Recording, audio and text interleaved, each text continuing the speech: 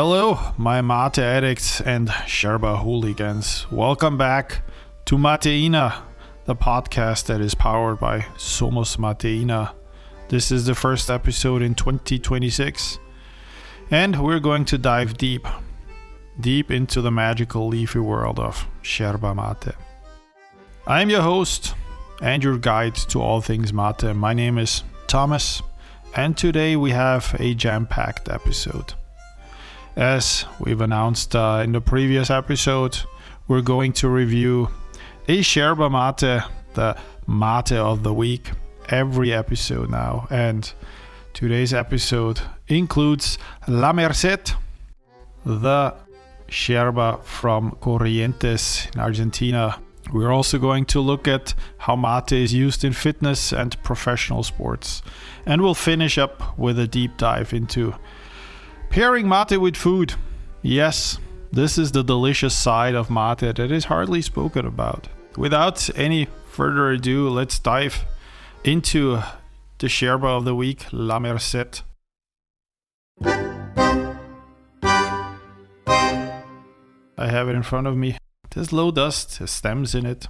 Low polvo is the dust. It's medium bodied in taste, so your bombicha doesn't really clog easily.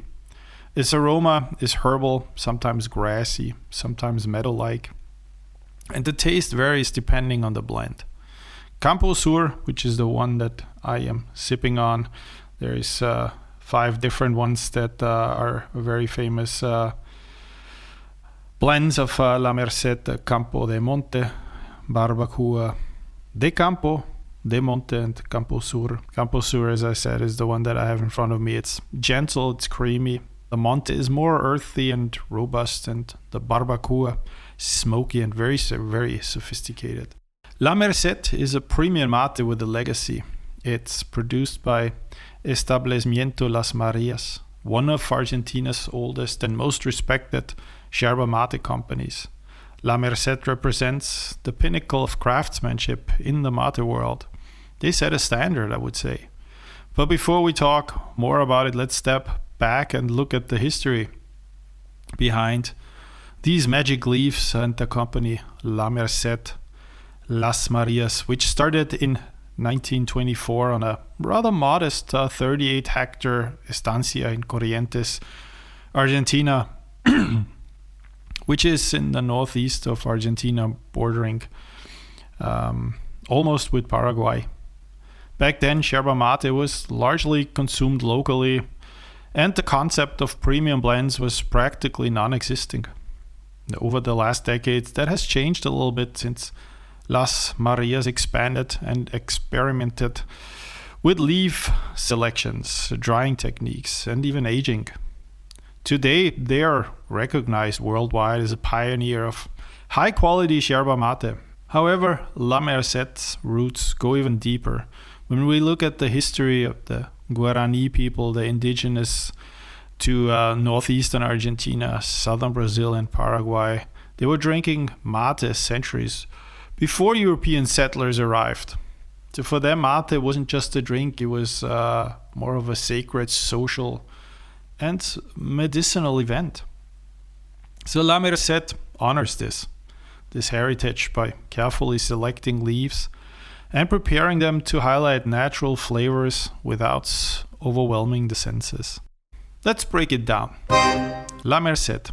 How does it go from plant to cup? First, you need to get the leaves, right? So the mate leaves, they grow in the subtropical regions of Misiones and Corrientes, which is also in the northeast of Argentina, where the soil and the humidity, as well as the altitude, they create just the perfect conditions. Harvesting is done annually, usually by hand or with mechanical aid for larger plantations. And then the leaves are carefully sorted. Young leaves give it some smoothness, and the older leaves give it depth and body. Next step in that process is the drying. Some La Merced brands, like Barbacoa, use a traditional smoke drying technique that gives the mate a subtle, almost campfire-like aroma. And that brings me to my question to all of you. Do you prefer smoked or non-smoked yerbas?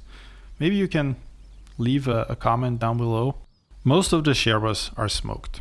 Then there is some organic teas. One of the more favorite ones, I think, is Kraus, the brand. Then you have yerba mate Amanda Sin Palo. And Mate 10 Reserva Pink. That looks more like the soccer jersey of Lionel Messi in Inter Miami. But yeah, leave a comment. Let me know what your preference is. I'm very curious to know. So others are gently dried to preserve their natural sweetness and herbal complexity. After drying, the leaves age up to 12 months, so almost a year. Because the aging reduces harshness, it rounds out the flavors and lets the aromas come out and develop fully. And finally, the leaves are milled to the desired cut. La Merced usually keeps a medium cut with stems, which I have in front of me, known as con palo, giving the mate body texture and a smoother draw through the bombilla.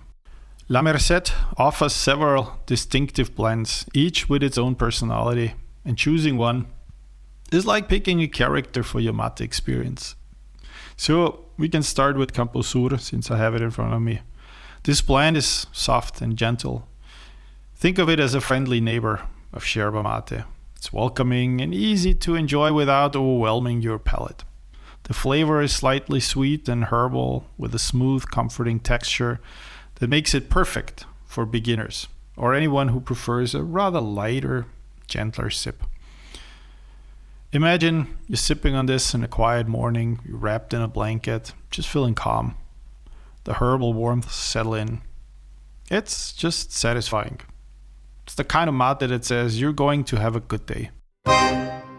Next, we have De Monte, which is a step towards a deeper, earthier, and more robust taste. De Monte has a strong personality. It's grounded, it's complex, and embodies a traditional, more rustic feel of the Argentinian mate culture. You can almost taste the soil and the forest where the leaves grew, with a depth of lingers pleasantly on the tongue. Drinking Monte feels like sitting in a sun-dappled grove, inhaling earthy aromas while enjoying a slow, meditative sip. It's perfect for someone who appreciates a classic mate experience, something rich and full-bodied that rewards slow, attentive drinking. So if you're a beginner, maybe not the right thing for you. If you're a connoisseur, certainly something you should try. And then there is Barbacoa. Its bold and memorable blend stands out. Yeah, Barbacoa is smoked. It's using the traditional method, which gives it a lingering finish of toasted wood and campfire. So it's the Scotch of yerba mate. The flavor is intense. It's slightly smoky and deeply satisfying, with a complexity that makes each sip an adventure. This is the blend for moments when you want something dramatic, something that commands your attention, perhaps paired with a cozy conversation or a quiet evening by fire. Barbacoa doesn't just taste like mate, it tastes more like a story, a warm and smoky, slowly unfolding story. Each of these blends show their versatility and craftsmanship of the brand La Merced. From the gentle and approachable Campo Sur to the earthy and grounded Monte to the more bold and smoky adventure of Barbacoa. There is a La Merced blend for every mood, for every person, for every moment, and for every mate lover. Whether you're easing into your first cup or savoring a seasoned, reflective session. And of course, all of these blends work wonderfully with Terrere, the cold one. Campo Sur stays soft and refreshing when chilled. Monte maintains its earthier character, and Barbacoa, it becomes smoother and the smoky refreshness, perfect for summer afternoons. So La Merced, it's more than just a brand, it's almost a philosophy. Each blend is carefully crafted to preserve natural flavors. It supports sustainable agriculture and honors the cultural heritage of mate. It's a premium experience, whether you're sipping hot mate on a chilly morning or refreshing yourself with an icy tereré in the sun. And for those of you who like to experiment, try to add herbs, maybe citrus fruits, or any other fruit to the Merced blends. It's a delightful way to explore new flavor profiles. Trust me, your taste buds, yeah, they will thank you.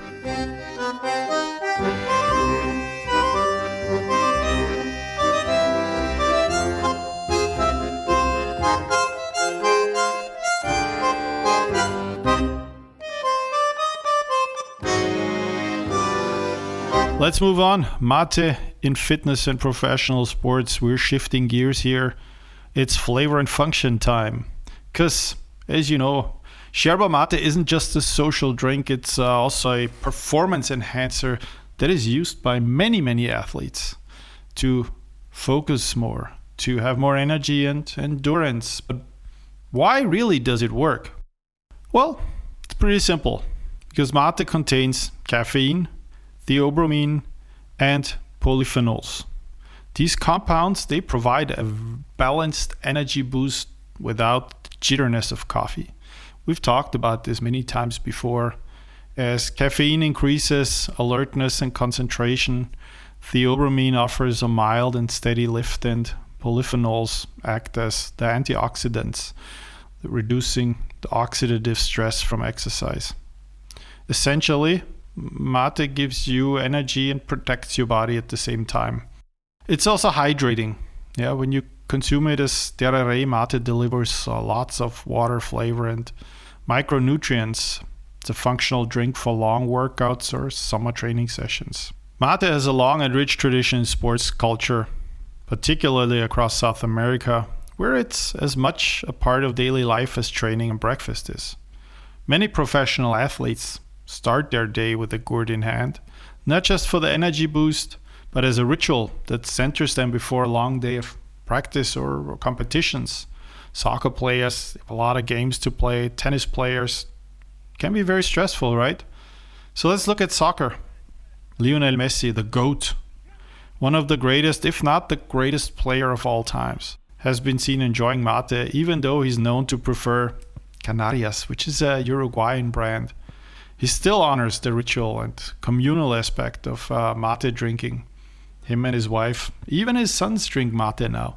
Angel Di Maria, another footballer who routinely incorporates mate into his daily routine, sipping it in the locker room before training sessions. He played for clubs such as Real Madrid, Manchester United, and now he's at Rosario Central, almost won the championship there. But Messi and Di Maria are far from the only ones. Players like Paulo Dybala, Javier Mascherano, and Mauro Icardi have all spoken about drinking mate to stay energized and focused during long sessions. The culture extends beyond football and countries. In rugby, teams like the Argentinian national team, Los Pumas, often share mate in between drills, using it as a way to pause, regroup, and strengthen camaraderie. Basketball players across Argentina and Uruguay have similar routines, sometimes taking mate on the sidelines as a hydrating, refreshing alternative to sports drinks. Even endurance athletes, such as marathon runners and cyclists, use mate as a mild, sustained energy booster that supports long training sessions without the crash of coffee or energy jails. What's fascinating about mate in sports is that it's not just about the caffeine. It's also about the ritual, focusing and connecting with your teammates. You share a gourd before, during, or after practice. It just creates a moment of calm and pause between the intense training sessions professional athletes have. It's sort of a social glue, right? Fostering team cohesion and mental readiness.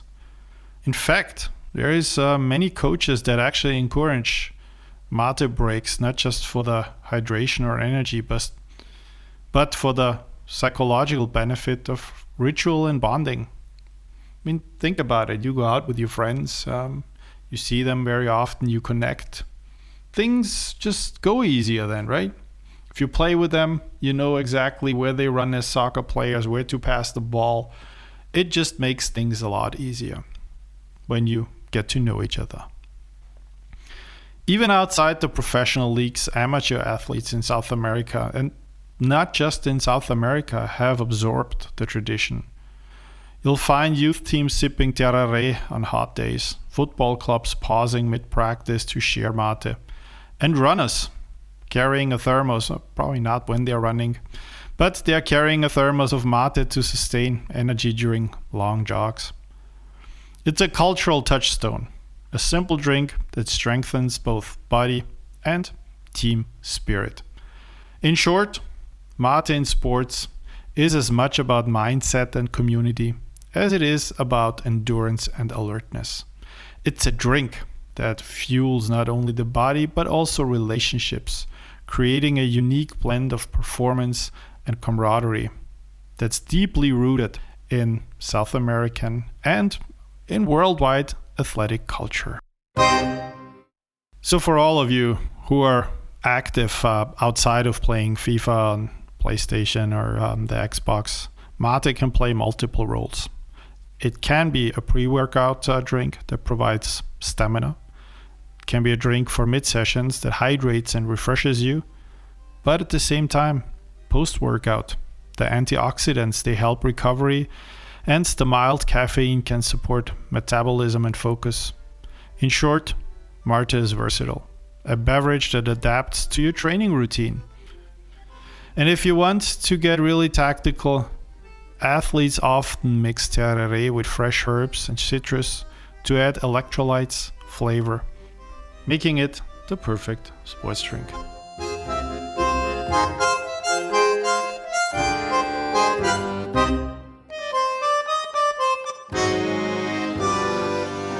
Yeah, quite interesting which yerba are idols in sports drink.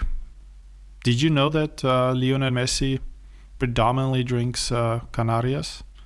Just leave a comment below and let me know. But let's move on, pairing yerba mate with food. I want you all to do something with me. Take a sip of your mate. This is what I'm gonna do now because I haven't had any yerba yet, so let me grab my gourd.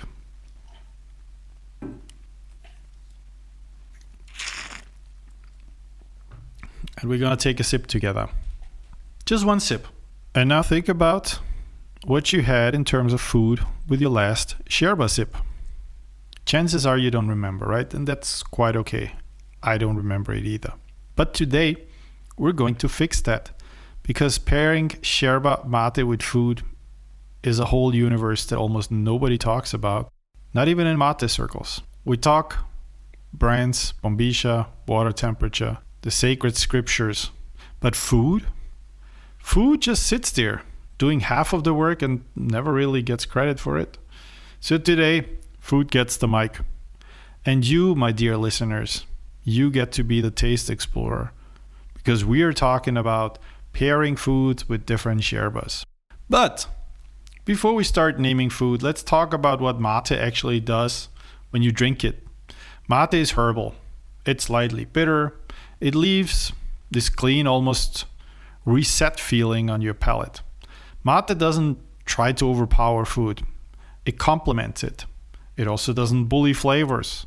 It's more of a friend who clears the throat politely and goes, "All right, everyone, let's start fresh." So next time you sip mate, pause and notice your palate. What flavors are walking up your throat? Make a mental note. You can also write it down. It will be an explosion in your mouth. Now let's start with hot mate, the classic traditional preparation. Picture yourself on a slow morning, wrapped in a blanket, staring out the window like you're in a movie. This is comfort mate. And it loves comfort food. So what goes well with it? Pastries, for example. It's almost unfair because they work too well, right? Imagine biting into a buttery croissant, a brioche roll, or a light cinnamon bun while sipping on warm mate. The butter and the sugar soften the bitterness of the mate, and then the mate, in turn, cuts through the richness so the pastry never feels heavy.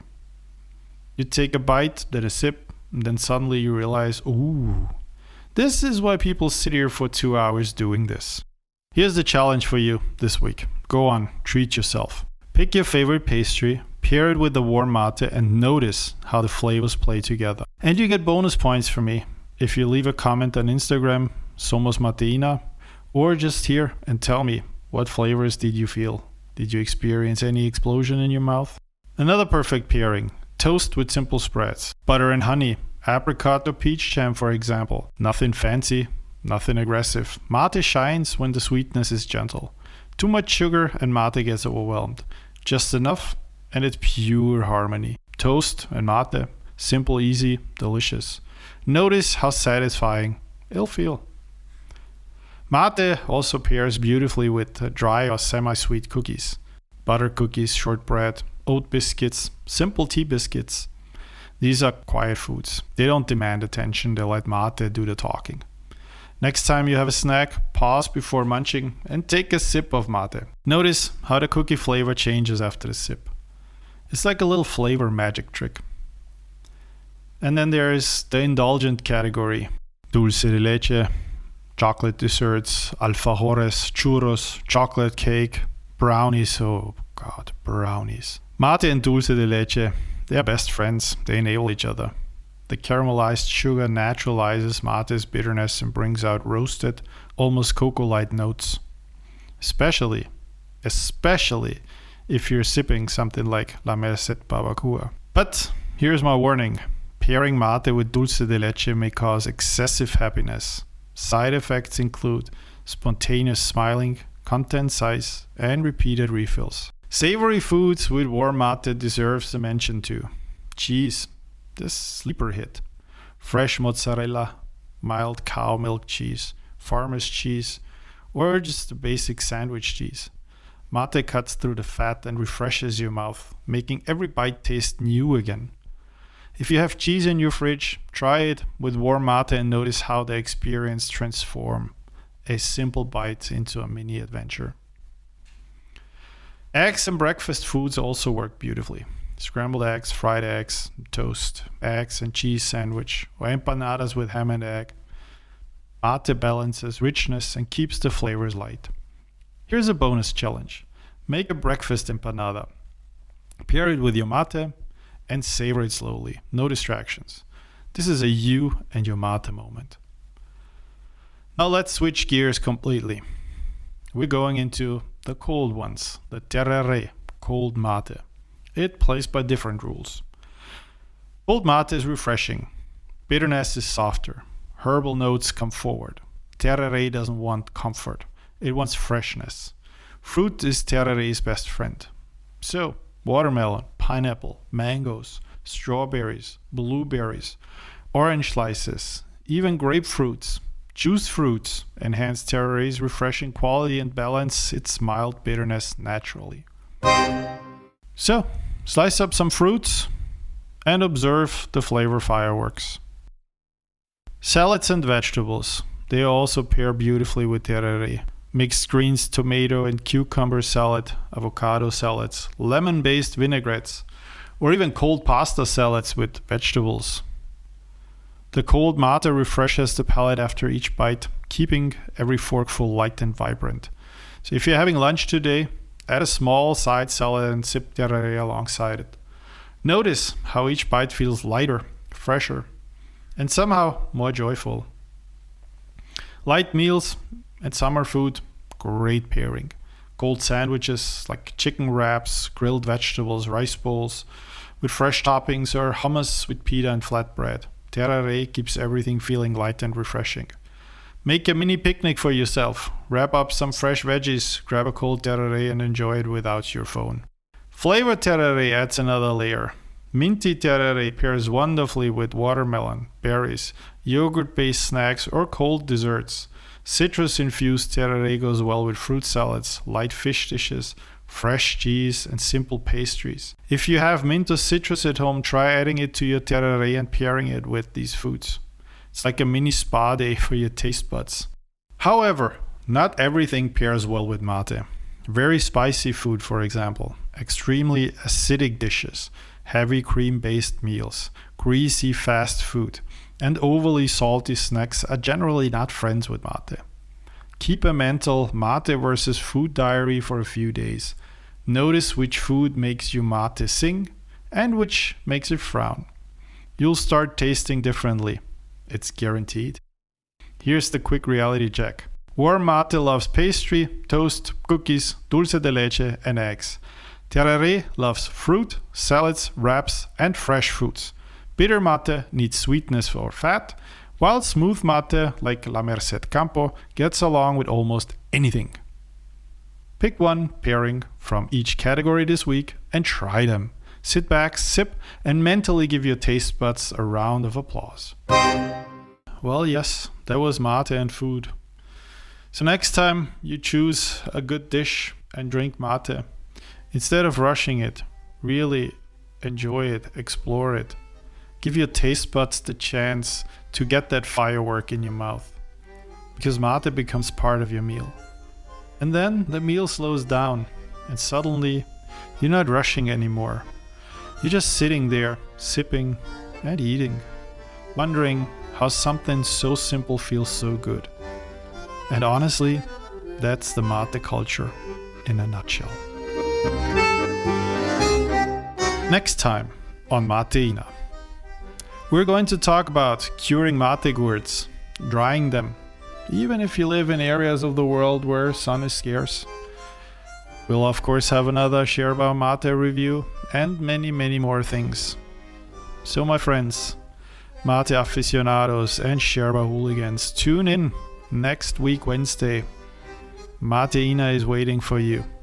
And don't forget, el café es para mortales, la mateína para leyendas.